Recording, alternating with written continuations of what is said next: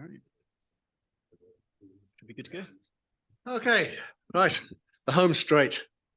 It's been a long day. I'm sure you're all exhausted. So this will be a bit of light relief. I'm going to show you lots of pictures. But hopefully you'll find this interesting. So what I really want to do here is just to show a whole bunch of observations that we've made on primarily on the bushveld using this technique of MicroXRF mapping. The reason I particularly want to show you these is because I think it gives you a really interesting scale of looking at textural relationships in cumulate rock. So we're used to looking at thin sections, we're used to looking at outcrops, but actually a lot of the really interesting things are happening at a scale of sort of decimeters. And this technique gives you a really nice way of appreciating processes at that kind of scale. Just acknowledge Rais and Sofia for the collaboration on this, and also Chris Jenkins. I'm going to show a little bit of anticipate a little bit of work that he's going to talk about in the Platinum Conference. Also like to acknowledge the CSIRO Maia Mapper team, and like to dedicate this to the memory of Robin Kirkham of CSIRO, who was one of the major developers of the Maia detector, who passed away earlier this year. So this is a map. I'll actually come back to this in detail, but I'll just put it here just to kind of introduce you to what you can see in these things. So typically the way that, what these are maps generated by moving a sample underneath a collimated X-ray beam at a resolution of typically around about 25 microns, much less for the case of synchrotron generated maps. What we do is collect an energy dispersive spectrum for every one of those pixels and then break that down. It turns out that a really nice way of looking at these kinds of rocks is just to use is to make a false color 3-element stack using 3 elements, chromium, iron, and calcium. And most of the maps I'm going to show you are this scheme. And in this scheme, you'll see the plagioclase shows up dark blue, clinopyroxene shows up light blue, the orthopyroxene shows up green. And we'll see olivine in some of the other samples as well. That shows up a slightly darker green. The chromite shows up in this nice bright orange color. And in some samples, you'll see sulfides and this nice sort of a lime green.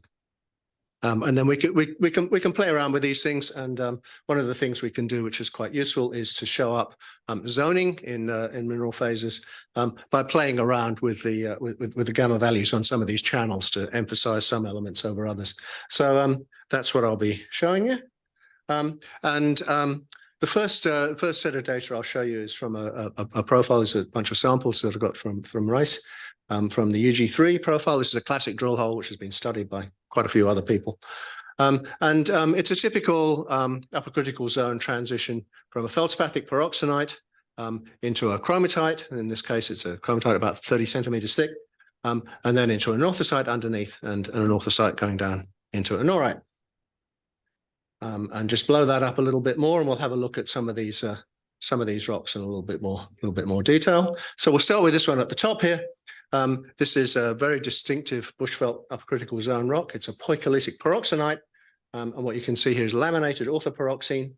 The orange phase here is chromite, and the blue phase, the light blue phase here is clinopyroxene. These are beautiful euhedral clinopyroxene oikocrysts, as it turns out. If you look closely at this image, you'll see that this clinopyroxene encloses a lot of these little tiny green resorbed orthopyroxene grains. And the chromite runs all the way through them. And the chromite actually the chromite forms these beautiful sort of chain textures. The chains actually show you where the original chromite grains were, orthopyroxene grains were. So what you can see is that this is actually a peritectic relationship between orthopyroxene and clinopyroxene. And the other interesting thing here is this rock's got about 5% chromite in it, whatever. That chromite forms continuously interconnected frameworks on the scale of several centimeters. That's a single interconnected chromite framework. So this the kind of cage structures, framework structures that Rais showed for the chromatites. We also see a much lower chromite context, in fact, all the way down to around about 5% chromite. And if you want to read some more about that, I don't have time to go into the origin of this in detail. We published a paper on it in Contribs a couple of years ago, and the reference is there. All right, so let's move down, look at the top contact. There's that poikilotic pyroxenite, again, sitting on the top, as it usually does. Now, what you're seeing here in the chromite, the chrome's in orange, these things here in sort of green colors, these are orthopyroxene oikocrysts. and the blue here are plagioclase oikocrysts. And these are big oikocrysts. They're, as you can see, sort of a few centimeters, a couple of centimeters across. And there's a nice phenomenon here where you see that the oikocryst layer right at the top here is actually continuous with a little single crystal layer of orthopyroxene, almost an adcumulate single crystal pyroxene layer right at the top there. And it turns out that's common. I'll show you a few other examples where you see that exact same thing. All right, so now let's go down and have a look at the bottom of this same seam, seeing the same thing. These are big orthopyroxene oikocrysts again. Here's the anorthosite at the bottom. And the first thing to notice here is that's a really knife-sharp contact. There's no continuity of the oikocrysts across that contact. So at the top, you see the oikocrysts are going across the contact. At the bottom, they're not.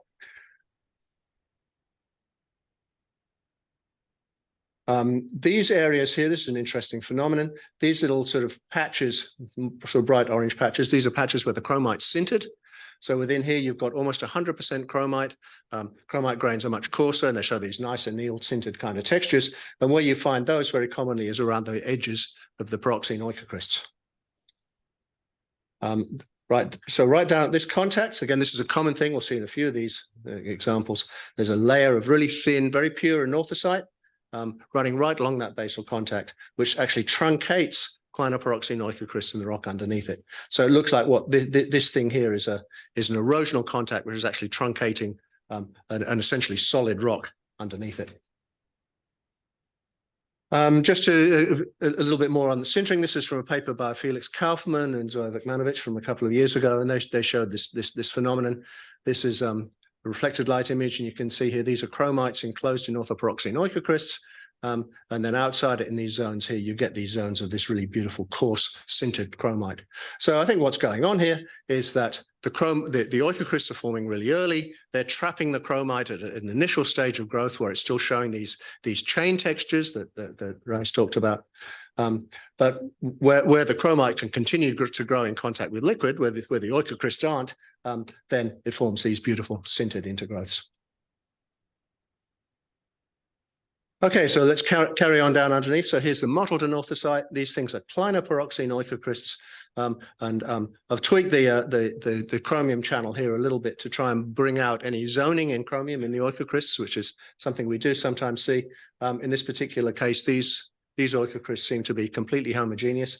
There's no trace element zoning in them. The green here is orthopyroxene. And this is, again, a common thing in this rock. You get some intergrowth of clinopyroxene and orthopyroxene oikocrysts. They appear to have grown together from the same nucleation point. And in some cases, these things form these really spectacular things called flower anorthosite, which is a subject for another day. Okay, let's keep going. And as you go down, you go through sort of a transitional kind of a zone. And what happens through this transitional zone is the cores of the oikocrysts start to get a little bit sort of less, more orthopyroxene rich. And what you see here are these clots of orthopyroxene with lots of little plagioclase crystals in the middle, more and more of them as you go towards the outside. And also the plagioclase gets coarser grained as you go towards the outside. Now, anybody who's looked at norites in layered intrusions has seen this texture. It's really common, really characteristic. Just showing that up a little bit larger scale. And you can see the same thing in olivine clinopyroxene cumulates, a lot of other things. And what I think this is, and this isn't only my idea, this is a very old idea going back to McBurney and Campbell and others way back in the 1970s. This is a competitive growth texture. But I just want to show you one other thing. So this is a detail now of one of these orthopyroxene grains. This is now a synchrotron XFM map. So this is high resolution. This is about 2 micron resolution. This was just collected a few weeks ago. This is another common phenomenon we see here. This map now, this is just a calcium map. So what I've done, just tuned up the calcium channel and stretched it out so you can see the zoning in the plagioclase really nicely. And that's in shades of blue. So the lighter color here is higher anorthite. The darker color is more albitic. And what you see is this quite complex zoning in a lot of these grains outside the oikocrysts. Typically, they'll be normally zoned, and then they'll have an outer rim of slightly more calcic plagioclase around the edge. That's clinopyroxene there in the white. But if you look at the plagioclase inside the oikocrysts, they're unzoned. And this is something we've seen time and time again. And we've also seen it in orthoperoxine inclusions, inclinoperoxine, oikocrysts, and various other sort of combinations. And I think this is really interesting because if you want to make these things by reactive pore flow, reactive fluid flow, I would have thought you'd see the opposite, that you'd see more zoning of the plagioclase inside the oikocryst than you would outside. So for what that's worth, I think that's an interesting observation. Okay, so we're going to jump a bit now and have a look at the Morensky Reef. So this is another very similar intersection, but here we're just looking, we've gone a couple of cycles up the upper critical zone. We're looking at a little chromite seam. This is at Cardiff. This is another one of Rais's samples. Little skinny chromite, and then sitting on top of it, a very, very narrow, in this case, a very narrow orthoperoxenite, and then a norite above it. But this very similar relationship underneath. And that's the sample I showed you right at the very beginning. Some interesting stuff going on in the chromite seam. Again, this is very common in the Morensky Reef. The lower part of this basal chromite, you see a lot of these really irregular, kind of wormy, amoeboidal sort of shaped chromite crystals, separated by patches of these really, really fine little chain textured ones. And again, those chain textures are preserved inside these orthoperoxine and plagioclase oikocrysts. Bit of sulfide in this sample here. Now, in this case, the sulfide is almost entirely constrained to lie within the upper part of the chromite seam and the orthoperoxenite. There's almost none down in the footwall, down in this anorthosite underneath. To show you that contact in a bit more detail. And here again is just a single crystal layer of pure orthoperoxenite, literally one crystal thick right along the top of that chromite. So quite a common feature. And I don't know if you can see it, but just along that contact, see that the peroxine along that contact's a little bit darker. What's happening there is it's actually a little bit more iron rich. That's the subsolidus iron magnesium exchange going on between the chromite and the orthoperoxine. And that's happening on a length scale about the same as the grain size of the rock. So it's just happening on the scale of a few millimeters. Okay, let's just now have a look at that bottom contact again. Just blow that up and look at it in detail. Here's this pure plagioclase rind running right along that contact. The layering in this rock is actually sort of pretty much exactly horizontal on the screen. So this is actually the side of a pothole. This is a little sort of kind of mini micro pothole. These things are kind of fractal in their geometry. And the bottom of this pothole here is actually truncating the layering. And you can see here these beautiful sort of amoeboidal kind of chromites right at the very bottom. Okay, let's have a look now at a synchrotron map of a thin section cut across just a different part of that same sample. Here's the chromatite again. Here's the plagioclase underneath. This is against calcium map. We'll just blow this up. And what you see here right underneath the chromite seam, right just a little layer, just a few crystals thick, this plagioclase is distinctly more calcic and it's distinctly reverse zoned. And we've looked at quite a few of these now, and this is a really consistent pattern. The thickness of that zone of reverse, the thickness of that little layer of reverse zone plagioclase seems to vary quite a lot, from a few centimeters to a single crystal. And quite what governs that we don't really know yet. Okay, now let's just take one last look down at this norite. So this is sort of the equivalent of the sample we showed you before. This is a synchrotron map again. This is actually a different combination of elements. This is now chrome manganese titanium map, and this is collected using a technique we've evolved for looking at trace elements in peroxines, where we use an input X-ray energy below the iron K alpha edge. And what that does is it lets you see the lighter elements much more clearly. You get a lot less interference and a lot less secondary fluorescence. So when you do that, you can pick up some really nice features that you don't see otherwise. And here you can see these orthoperoxines are actually zoned. It's very subtly, just like maybe sort of a few hundred ppm in 1,000. And they're chrome rich in the middle and they're slightly more titanium rich in the edge. But again, you can see that they've got these little tiny plagioclase crystals in the middle of them. Ubiquitous. There always seem to be plagioclase inclusions inside these things. What's going on here? Well, this is the interpretation that I favor for these rocks. Again, this is going back to McBurney and Campbell and others who proposed this kind of model. These things I think, are the result of differential nucleation and growth in a boundary layer. So these orthoperoxines are not growing down in a compacting crystal mush. They're growing in a boundary layer close to the contact with the convecting magma above. And what's going on is you're getting these two phases, in this case, plagioclase and orthopyroxene, are nucleating and growing at different rates. So the plagioclase is forming by slow growth from abundant nuclei. The orthopyroxene is forming by more rapid growth from sparse nuclei.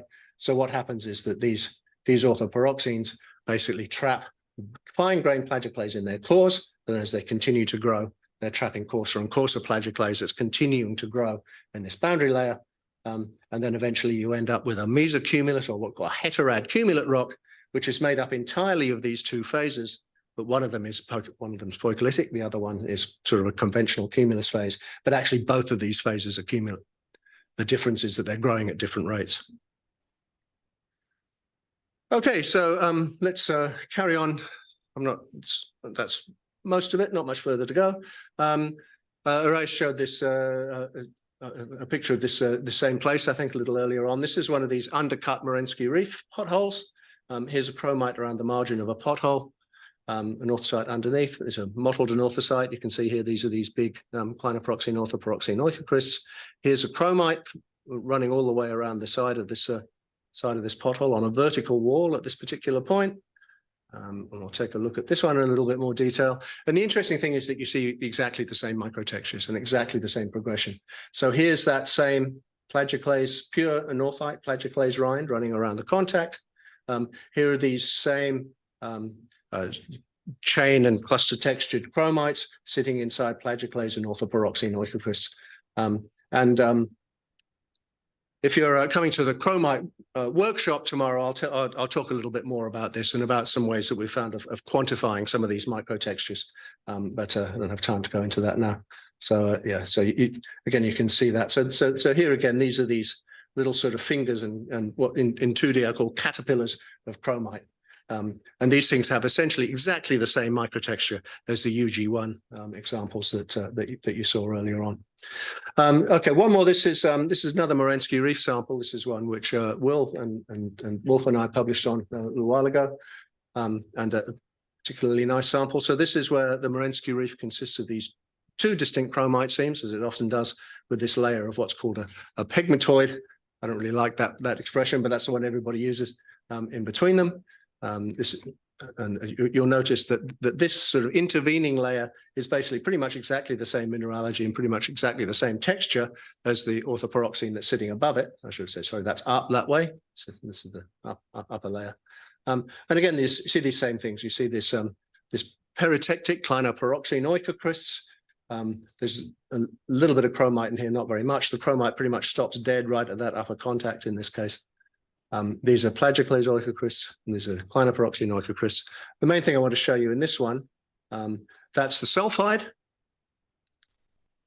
And what you notice is that sulfide is restricted to just above the chromite and the pegmatoid itself, and then it extends a few centimeters down into the underlying anorthosite norite, but it stops dead on the top of the norite layer. So an interpretation of that is the sulfides percolating down through the pore space of the anorthosite. This rock underneath it is 100% solid, and that's where the chromite stops percolating.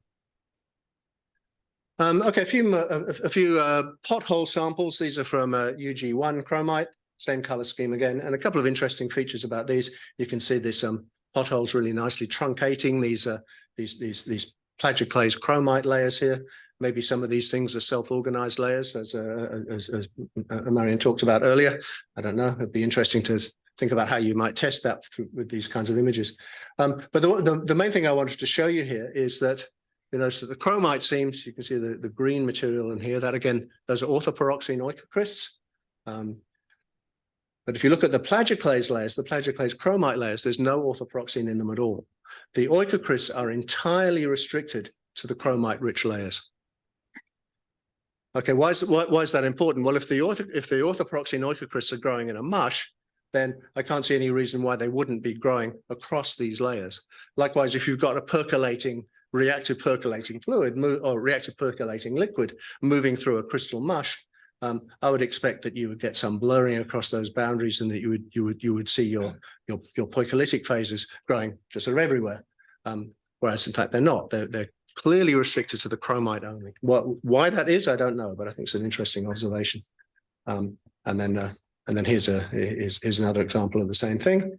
And also this is from a different sample, but again, you can see this beautiful anorthosite rind truncating layering in the poikilotic anorthosite underneath it. And another example here of where you see these little zones of sintered chromite sitting outside the oikocrysts. Okay, so this is anticipating a model that Chris Jenkins is going to be presenting in his talk in the Platinum Symposium proper, and that's basically testing the idea that these that this norite anorthosite transition underneath the chromite seams is the result of partial melting of a norite or a gabbro-norite cumulate as a result of emplacement of a hot melt sitting on top of it. So basically, what we're doing is taking taking our crystal pile, nearly solid material formed by that boundary layer growth mechanism that I showed you earlier, putting hot stuff on top of it and starting to remelt it. And what happens this is a melt space model, is at relatively high degrees of melting. I should say you get increasing degrees of partial melting up to around about this point here. That's about 1240 degrees. At that point, the melt that you've now melted out the orthoperoxene, the clinoperoxene, you leave behind a norite assemblage. A little bit more melting, you melt out the orthoperoxene, you leave behind an anorthosite assemblage, but the proportion of melt doesn't change very much. So what that's saying is, as you're extracting the partial melt, you're melting at the eutectic of the three phases, taking that material out, eventually leaving behind an almost monomineralic rock. Once you've got that monomineralic anorthosite layer, it won't melt anymore. Its melting temperature is much too high. So the only way you can get rid of this now, rather than melting it, is to dissolve it. So this is sort of the scenario I think might be happening. We're starting out with a norite footwall, melting it, extracting a melt from it, leaving an anorthosite residue. We're now going to have two interfaces here. We're going to have one interface at the top, which is where we've got hot magma sitting on top of very hard to melt, very refractory anorthosite. What will happen here is that anorthosite, if this melt here is undersaturated in plagioclase, this anorthosite will dissolve, and that will cause this interface to move down. This interface down here will be controlled by thermal conduction. So basically, how fast you can get heat from that contact down to that critical melting temperature down here in the norite. So we might expect that those interfaces would move at different rates, and that may be why we see such a variability in the thickness of these different these different layers. How am I going for time? Do you want me to shut up? Yeah, a bit longer.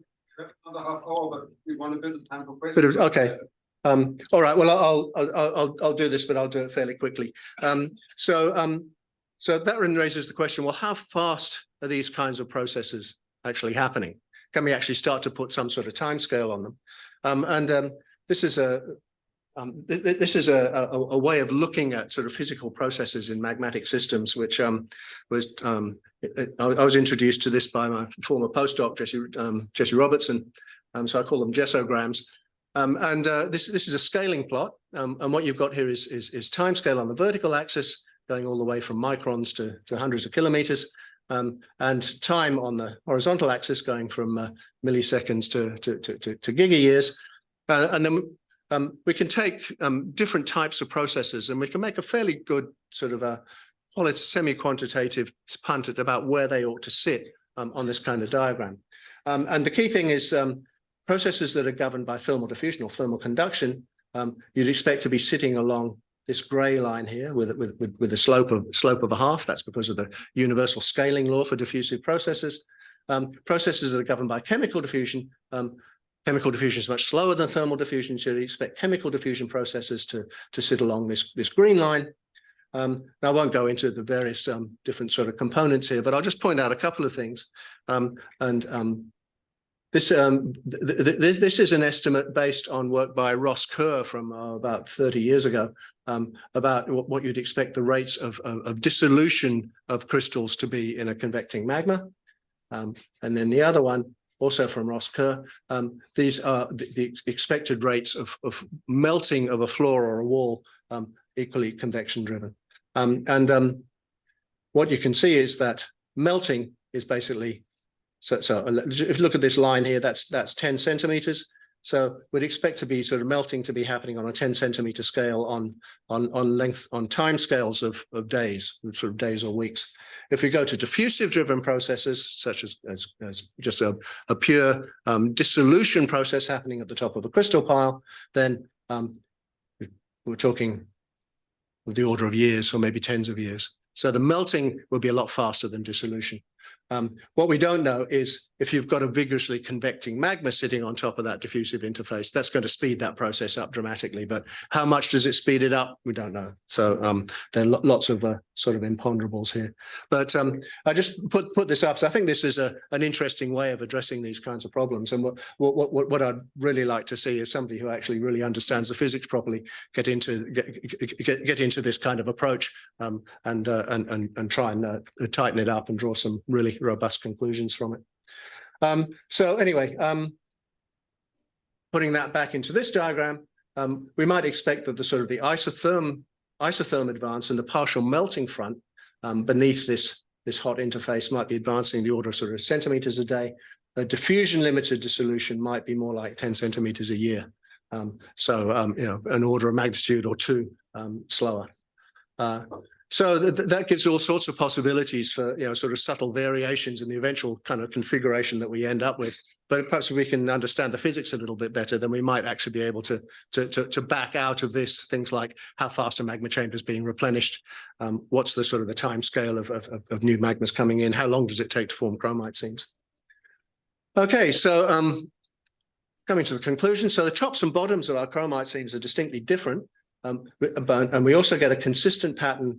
Oh, actually, sorry, I should jump ahead. If I've got a little bit of time, I'm just going to hop ahead and show you something else. This is another piece of core. This is through the UG2, the so-called leader seams above the UG2. And the difference here is we've got chromite seams. This is continuous drill core. Here's the chromite. This is now an orthoperoxenite. There's no anorthosite here at all. The chromite seams here develops entirely within an orthoperoxene interval. Just blow this little bit of the interval up here. There's an interesting phenomenon here, or a couple of things. Firstly, you see this exact same phenomenon at the top where you get this little single crystal thick layer of pure orthoperoxenite along the top, whereas the bottom layer is very sharp, and there's no continuity of oikocrysts across the bottom layer.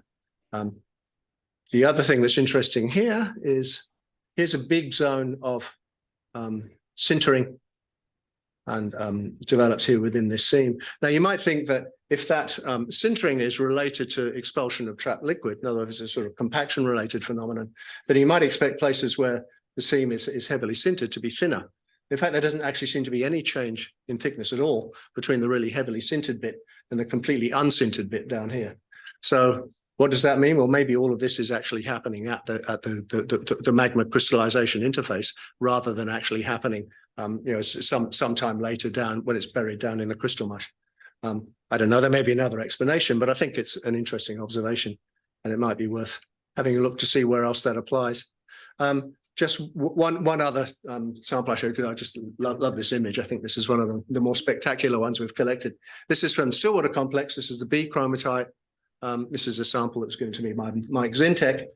And in this case, we've got chromite cumulates in an olivine cumulate sequence. These are all these beautiful little skinny chromite seams, little patches of sintering and all the rest of that again. But the cool thing here is, look at the variation in the olivine grain size.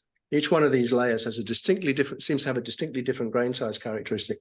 But there doesn't seem to be any overall grain size sorting. Each one of these layers is relatively homogeneous, except look here. What happens here is you get these big skeletal olivine grains. These are dendrites. These are growing from for rapid crystallization from a supersaturated melt. And as you go along the layer, you go from those into these really little fine, little sort of you know, rice grain olivine crystals. So I don't know what that means, but it's a really intriguing thing. And I think the more we look at these things at this kind of scale, the more of these sort of peculiar sort of characteristics we're going to see. And they're a real challenge, I think, to So all of the models we've got for crystallization and layered intrusions.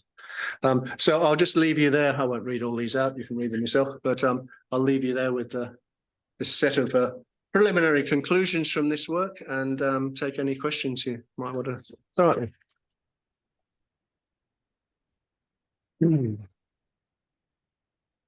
Thank you, Steve. John first.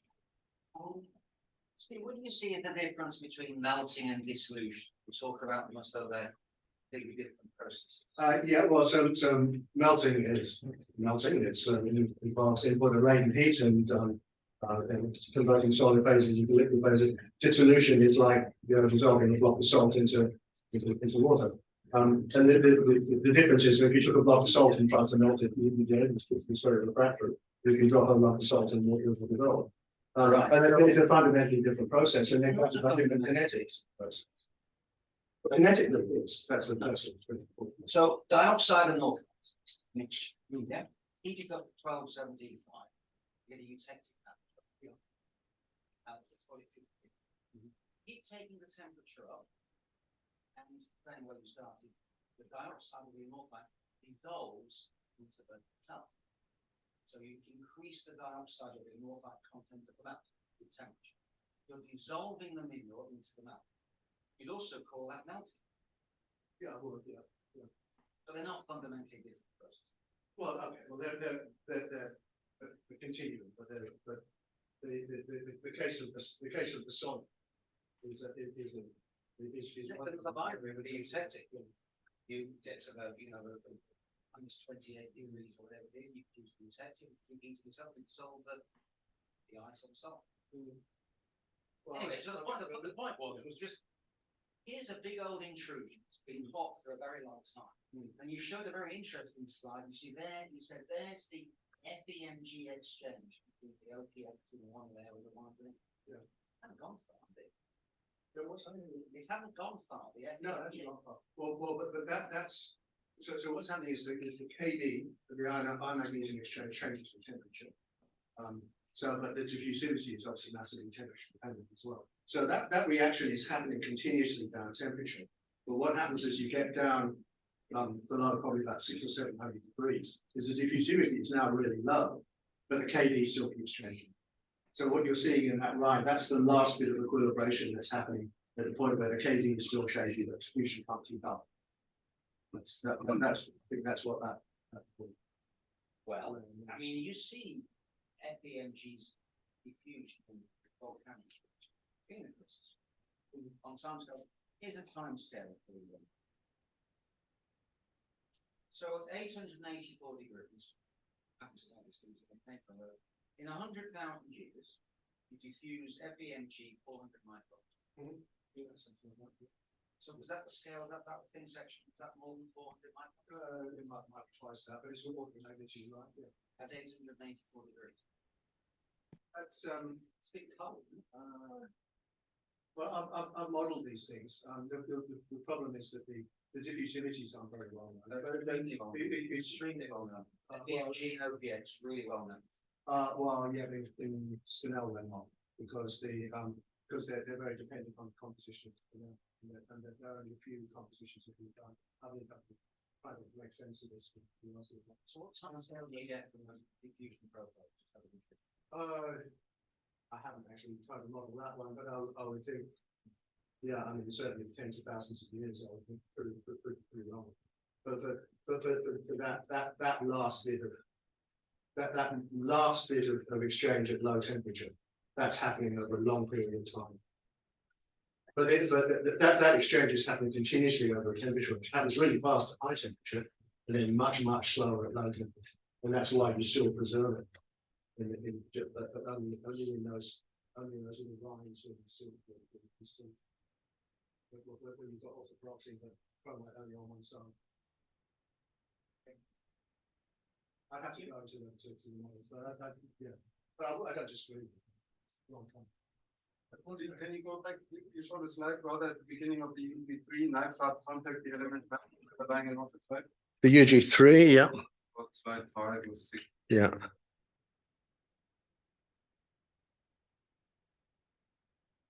the top contact, that would be this one. So. That's the top contact, Yeah, the bottom contact. the bottom contact. Yeah. So these kleiner parts, exactly. Yeah, there you go. Yeah. So you argue that the kleiner parts in microcrystals have been cut off. That's what it looks like. Yeah. Yeah. So which ones are the kleiner parts? What is the light green stuff in the chromite? Well, that's actually I should have said actually both types here. You've got klinoperoxene and orthoperoxene in this sample. light green- The klinoperoxene is these ones here. They're a bit harder to see, the light blue ones. What are the light green ones in The light green ones are orthoperoxene. So these seem to be being cut off. The orthoperoxene microcrystal and the chromite. So you said something is eroding each other, but isn't it then that the anothosite seems to erode the chromite? Well, no, I don't think so. I think, well, okay, a couple of things about that. The chromite's not doing any eroding. What's happening is this top contact here is being eroded by a pulse of hot magma. Yeah. That magma doesn't necessarily have to be the same magma that made the chromatite. Yeah. It probably is, but it doesn't have to be. It's just that this contact here reflects a period of erosion of the crystal pile. And at the time that happened, that crystal pile was pretty, that rock there was pretty much completely solid.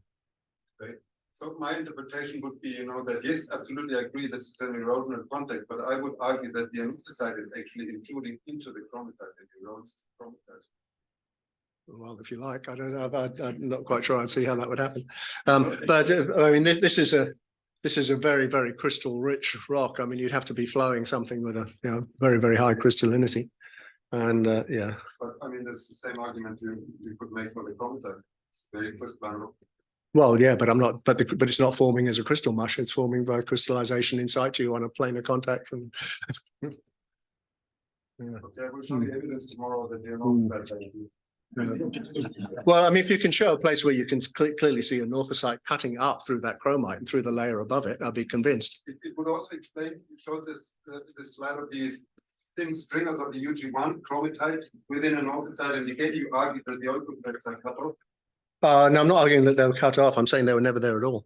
Let me just go down and find that one. This one, no? That one, yeah. Yeah. That one or the next one. No, all I wanted to point out there is that the orthoperoxene oikocrysts are only in the chromite-rich layers. They're not in the plagioclase-rich layers at all. There's a really, really close spatial correspondence. You say this is because why again are they only in the chromite? I don't know. I don't have an explanation. It's just I'm just offering the observation. The anothosite came in later, and that's why the oikocrysts are not in the anothosite. So you want to make each one of these things as a little independent intrusion? Okay. I'll show you tomorrow. Okay, Maybe do we have a final question? one last question here.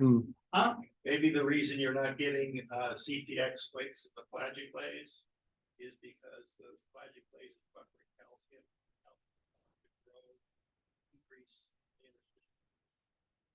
Well, there's no CPX oikocrysts in any of this stuff. There's only OPX. And there are plagioclase oikocrysts in the chromatite, but there's no CPX in this rock at all.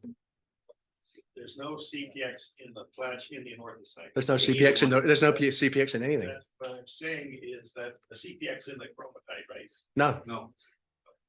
There's OPX in the. OPX in the chromatite. Okay. Yeah. Right. I see it's a bit confusing because it says CPX. Oh, does it? Oh. What did I say? Oh, well, no, that's just I'm just using the same color scale for everything. Sorry. But no, there is no CPX in this rock. Yeah, sorry, I shouldn't. I just copied that legend from slide to slide, but no, there's no CPX in that rock. The dark stuff there is plagioclase. The blue stuff there is plagioclase. Steve, can you show once again this still water sample? The Still water sample. yeah.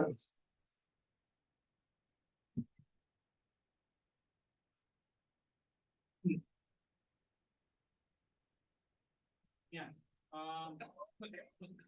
We see this oikocrysts, dark green.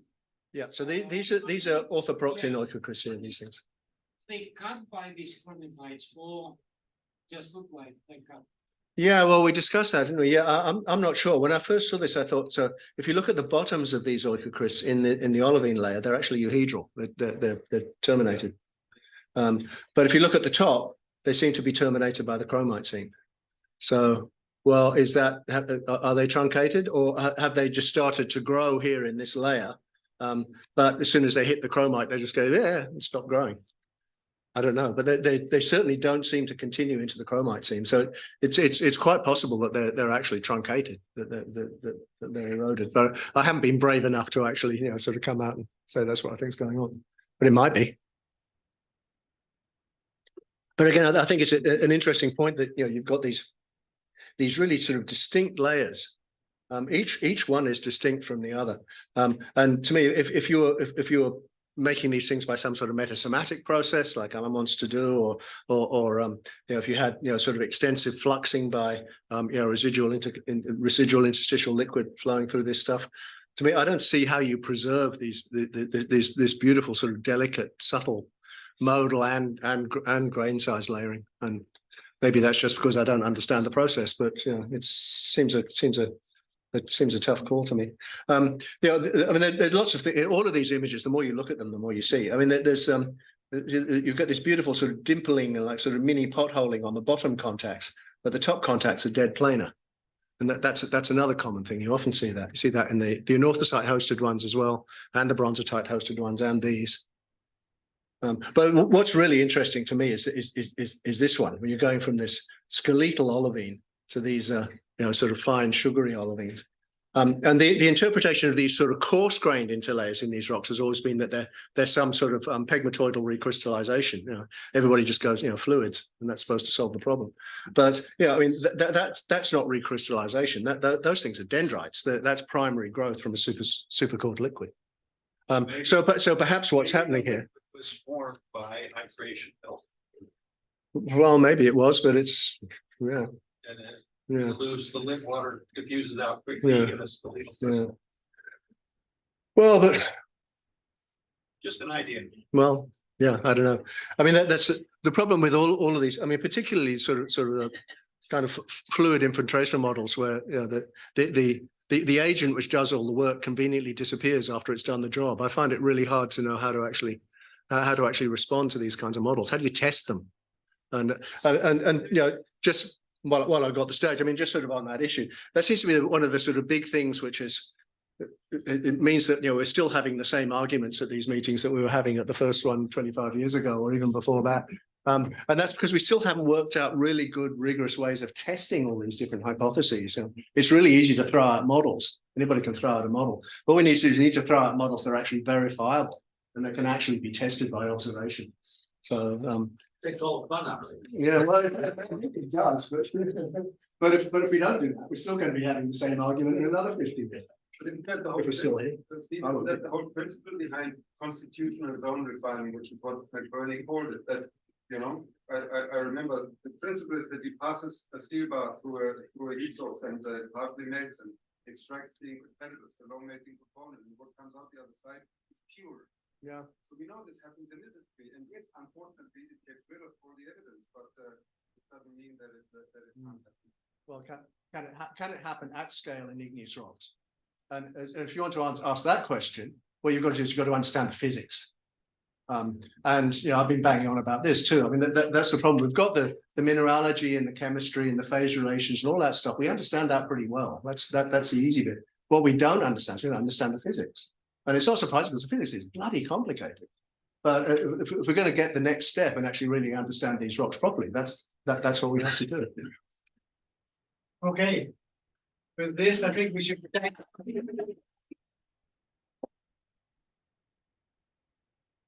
And before we close, I think we should thank all the speakers for excellent talks. Very few on time, but nevertheless, excellent talks. And then I think we should thank everybody for all these lively discussions. And the night is special.